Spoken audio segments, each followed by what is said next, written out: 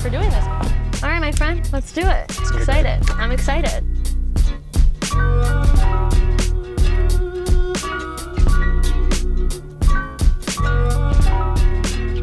We're taking you to MetLife Stadium today to see the Jonas Brothers tonight. Are you a die-hard Joe Bro fan, or are you here for the vibes? Well, I am a certified Joe girl, but to my core, I'm a fangirl. So in my true 14-year-old dreams, when I ran my One Direction fan page, I'm most excited just to be with the other fangirls and see the set and see all of it come to life. Are live concerts your preferred medium for a night out? I would say my most favorite thing to do in the city is to go to a concert and get a hot dog and a Gatorade right after a show as my post-concert ritual. That's your post-show ritual. Like, you do have work tomorrow. Hot dog tonight. That's what you gotta do in New York. Be New York tough. And getting a hot dog and Gatorade is my way of being New York tough. So what are your essentials for going out to keep you fresh for tomorrow? Of course, I am in the middle of New York City summer, so can't be dehydrated. I've got my Smart Water.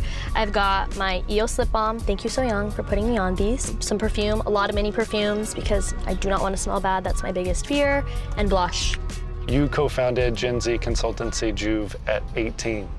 Was there anything surprising about working with more seasoned decision makers at such a young age? One of the most popular services that we have at NextGen is our Gen Z crash courses, and essentially they're these retraining programs of sorts where we work with seasoned professionals, CMOs, marketers, comms, and a lot of the feedback that the marketers and brand executives in the room give us is that we've helped them better understand their kids. That's been a moment that we really internalized around what is the humanity of the things that we talk about in culture, in media, and entertainment. All of it is so personal at times, and we'll have CMOs that will then text their kids selfies and talk about the memes that they made and the words that they learned, and their kids will cringe at them. But it's become this moment where we're able to democratize the way that we talk about entertainment and brand marketing, and been really special for us to actually get to be a part of that as well. 7 years later now, what's the wildest full circle moment you've had? When I was 14, I was a part of Yahoo's Built by Girl program, and I am now very close to the Chief Diversity Officer at Yahoo, Allison Williamson. So it's very full circle to think about how I'm now on the back end, actually thinking about how we can give back to diverse audiences and young women after being a part of that program. So you have this great read on brands and Gen Z culture. What's the dream collaboration between a Gen Z creator and a legacy brand that hasn't happened yet? I'm very bullish on personality-based marketing, and I think we're seeing a lot of that through the voice of creators. So I want to see Teffy, people like Connor Wood, people who have amazing podcasts. I want them to take over socials for a day and basically take over your account and say, what should I post? And give them free reign for 24 hours. You're doing a great job driving, by the way. I'm very impressed. As Gen Z moves into their 20s, how has your mission changed, or has it?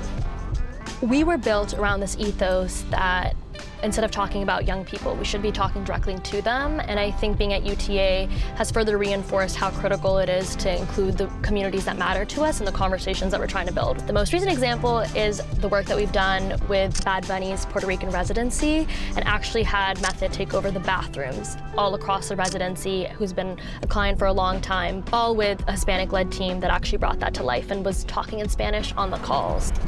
As a part of your role with UTA, you lead and produce ZCon, which brings brands in direct contact with Gen Z conversations.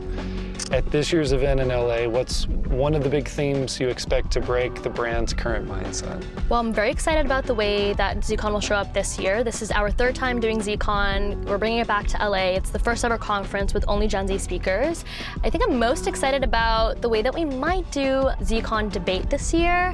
And we may or may not have AI decide the winner of the debate. So you might see your favorite creators, founders, and Gen Z voices, as well as some CMOs up on stage, which is not something that we've done before.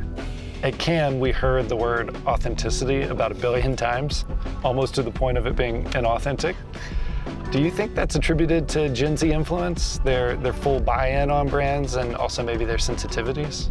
To me, it feels like we're shifting away from the word authenticity and instead focusing on the word transparency, and that's what young people are craving and asking. We want to understand how workplaces operate, why decisions are made, how that impacts us as consumers, and also how that impacts us in the work that we do, particularly when there's so much conversation around the future of work for Gen Z. So that means we all, as people in positions of power and leadership, should make the time to actually have real dialogue with the people that we're trying to reach. Your Juve co-founder, Ziad Ahmed, sent us a text question. Okay. He said, Miss Flop, what's the chuggiest thing on your feed? I fear my #1 song right now on Spotify might be Ben Platt's rendition of Diet Pepsi from the Las Culturitas award show that's hosted by Matt and Bowen. And it's probably a really chuggy thing about me right now. What's something brands should be doing if they want Gen Z to take them seriously? Make your VP of marketing a 22-year-old. That's what I had to say. So that's it. That's what I had to say. Mic drop.